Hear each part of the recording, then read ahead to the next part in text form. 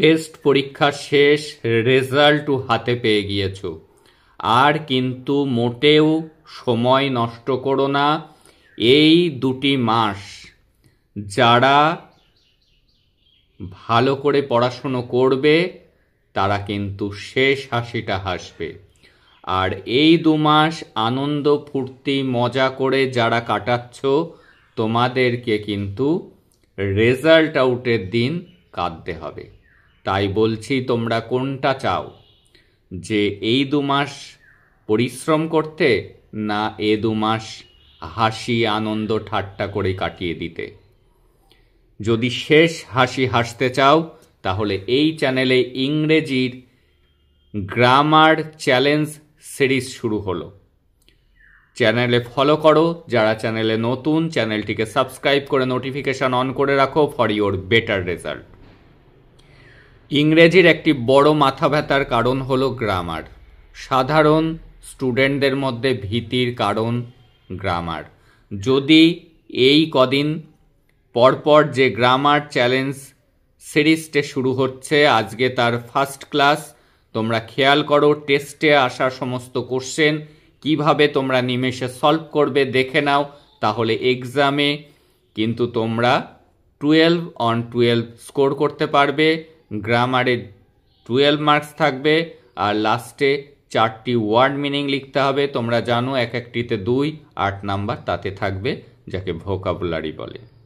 তাহলে দেখো সবার প্রথমে কি থাকবে? সবার প্রথমে থাকবে রাইট ফর্মস অফ ভার্বস। দেখো প্রথম যেটি আমরা দেখতে পাচ্ছি তোমাদের অনেকেরই চেনা। কোন গল্প থেকে দেয়া হয়েছে বলো তো? As he was had entered the school gate, an idea dash occurred, was occurring, had occurred to him. He will deliver, might deliver, would deliver the letter to the headmaster at the end of the day. অর্থাৎ প্রথম যে গল্প তোমরা পড়েছো father self, সেখান থেকেই কিন্তু এসছে। তাহলে ফার্স্ট আনসার কি হবে? As he entered. এন্টার্ড কথার অর্থ কি? প্রবেশ করা।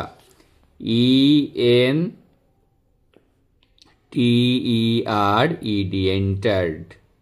তাহলে কোনটা হলো? এটি হলো। As he entered the school gate an idea occurred. OCCURRED, occurred. To him. He যেহেতু সবগুলি পাস্ট টেন্স লেখা আছে, তাহলে আমাদের উইল নয়, লিখতে হবে কি? Would. He would, WOULD, would deliver, DELIVER।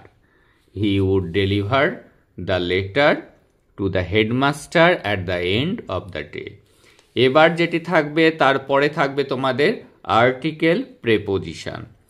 This was surely dash question uppermost the mind dash the morning people. এটাও কিন্তু তোমাদের টেক্সট বুক থেকেই এসছে। দ্য পাসিং অ্যাওয়ে অফ বাপু সেখান থেকে এসছে। তাহলে দেখো he was surely, this was surely the question নির্দিষ্ট করে, এটাই ছিল সেই প্রশ্ন। মাইন্ড মানে মন, মনের ভিতরে। ইন দ্য মাইন্ড, কাদের মনের ভিতরে? অফ দ্য মর্নিং পিপল, শোকাহত লোকজনের মনের মধ্যে। এবার ডু অ্যাজ ডাইরেক্টেড প্রথমেই এসছে। জয়েন দ্য সেন্টেন্সেস, জয়েনিং করা। বলে দেয়নি যে তুমি সিম্পল সেন্টেন্সে করবে কি কমপ্লেক্সে করবে কি কম্পাউন্ডে করবে, বলে দেওয়া নেই। বলে দেওয়া না থাকলে তোমার ইচ্ছা মতো তুমি করতে পারবে জয়েনিংটি। তাহলে দেখো gold is a precious metal. Gold কি? একটি মূল্যবান ধাতু। It is use to make ornaments. আমি সিম্পল এবং কমপ্লেক্স দুটি নিয়মেই দেখাবো, যদি এক্সামে উল্লেখ করে দেয় যাতে তোমরা পারো। দেখো সিম্পল সেন্টেন্সে করতে গেলে জানবে যে একটি সাবজেক্ট আর একটি ভার্ব থাকবে। এই সেন্টেন্সের সাবজেক্ট গোল্ড, এই সেন্টেন্সের সাবজেক্ট ইট। এখানে ভার্ব ইজ আছে, এখানেও ভার্ব ইজ আছে। আমরা একটা সাবজেক্ট আর একটা ভার্ব লিখব সিম্পল সেন্টেন্সের ক্ষেত্রে। তাহলে দেখো গোল্ড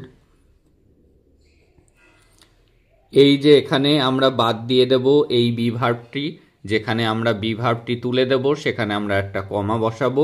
গোল্ড কি জিনিস? A precious metal, PRECIOUS, precious metal, METAL। তাহলে গোল্ড কি? গোল্ড হলো একটি মূল্যবান ধাতু। এবার এখান থেকে আমরা বাদ দিয়ে দেব এই সাবজেক্টটাকে, এখানেও একটা কমা বসালাম। একটাই আমরা ভার্ব লিখব, লিখছি is used to make ornaments, ORNAMENTS। এই গেল আমরা সিম্পল সেন্টেন্সের নিয়মে করলাম। এবার যদি বলে দিত জয়েন ইনটু কমপ্লেক্স সেন্টেন্স, তাহলে আমাদের কি করতে হতো? দেখো সেক্ষেত্রে আমরা কি লিখব?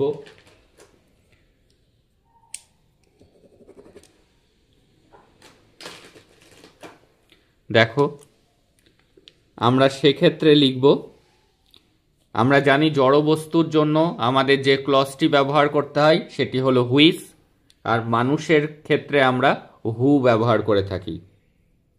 তাহলে gold is a precious, PRECIOUS metal. Gold হলো একটি মূল্যবান ধাতু। এই ইটের জায়গায় আমরা লিখলাম হুইচ, মানে যেটা, ইজ হয়, ইউজড ব্যবহৃত, টু মেক মানে তৈরি করার জন্য, অর্নামেন্টস। এটি হলো কমপ্লেক্সের নিয়মে। তাহলে আমরা বুঝলাম সিম্পল আসলে কিভাবে করতে হবে, কমপ্লেক্স আসলে কিভাবে করতে হবে। এবার হলো ভয়ের change. Man laughed at the বেগার। কোনটি আগে লিখব আমরা? আমরা লিখব দ্য বেগার।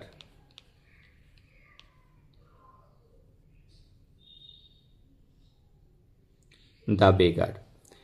এই যে ইডি অর্থাৎ ভার্বের সেকেন্ড ফর্ম থাকলে আমরা ওয়াজ অথবা ওয়ার লিখব। দ্য বেগার একজনকে বুঝিয়েছে, সিঙ্গুলার, তাই আমরা ওয়াজ লিখলাম। এবার হলো লাফড অ্যাট, আর বাই বসাতে হবে, বাই দ্য ম্যান। তাহলে হলো the beggar was laughed at by the man. এবার ন্যারেশন চেঞ্জ, যেটি সব থেকে মাথা ব্যথার কারণ। যখনই দেখবে এখানে কোশ্চেন মার্ক, সেট টুর জায়গায় লিখবে আক্সড। তাহলে হলো অমিত আক্সড, ASKED, Sumit, SUMIT। WH word থাকলে WH ওয়ার্ড বসে, আর ইফ থাকলে ইফ বসে। WH ওয়ার্ড আছে লিখলাম। সাবজেক্ট এখানে ইউ আছে, ইউ থাকলে দ্বিতীয় জনকে দেখতে হয়, সুমিত ছেলে, এই WH ওয়ার্ডের পরে আমরা বসালাম হি। ডিড যদি দেখো তাহলে বসাবে হ্যাড, আর হ্যাডের পরে সবসময় ভার্বের থার্ড ফর্ম হয়। গো লেখা আছে, গো, ওয়েন্ট, গন। টু কলকাতা, আর ইয়েস্টারডে থাকলে the previous day, PREVIOUS, previous day. হলো তাহলে অমিত আক্সড সুমিত। WH ওয়ার্ড থাকলে WH ওয়ার্ড বসে, না থাকলে ইফ বসে। WH ওয়ার্ড আছে সেটি বসলো। WH ওয়ার্ডের পরে কিন্তু সাবজেক্ট বসাতে হয়। ইউ রয়েছে এখানে সাবজেক্ট, ইউ মানে দ্বিতীয় জনকে দেখবে, সুমিত ছেলে, তাই হি লিখলাম। ডিড থাকলে হ্যাড বসাতে হয়, হ্যাড লিখলাম। হ্যাডের পরে ভার্বের থার্ড ফর্ম বসে, গো, ওয়েন্ট, তাই গান লিখেছি। টু কলকাতা, ইয়েস্টারডে থাকলে দ্য প্রিভিয়াস ডে, এবং এখানে কিন্তু ফুল স্টপ হবে। এইবার আমরা দেখে নেব phrasal verb. Don't hate the poor, গরিবকে ঘৃণা করো না। আমরা দেখতে পাচ্ছি লিস্টও দেওয়া আছে। এই হেট কথার অর্থ, ফ্রেজাল ভার্ব হলো লুক ডাউন আপন। তাহলে হলো লুক ডাউন আপন। রিজেম্বলস কথার অর্থ একই রকম দেখতে, the boys resembles his father. Resembles কথার অর্থ হলো টেক আফটার, লিখলে কিন্তু হাফ নাম্বার দেবে, রিজেম্বলের সাথে এস আছে, তাই আমাকে লিখতে হবে টেক্স আফটার। কুয়ারেল্ড, কুয়ারেল্ড কথার অর্থ ঝগড়া করা। ফল আউট, কিন্তু আমাকে ফল আউট লিখলে হবে না, আমাকে লিখতে হবে তার ফ্রেজাল, তার এখানে ইডি আছে, তাই ফল আউটের V2 form fail out, FELL, fail out. এই ছিল আজকের একটি স্কুলের তোমাদের টেস্টে আসা কোশ্চেনের সলভ। এইভাবে প্রত্যেক দিন গ্রামার চ্যালেঞ্জ সিরিজ শুরু হয়েছে। তোমরা যারা এখনও চ্যানেলে যুক্ত হওনি, যারা গ্রামারে ফুল স্কোর করতে চাও, চ্যানেলটিকে সাবস্ক্রাইব করে নোটিফিকেশান অন করে রাখো এবং ক্লাসগুলিকে দেখতে থাকো। That's all today. দেখা হচ্ছে পরের ক্লাসে।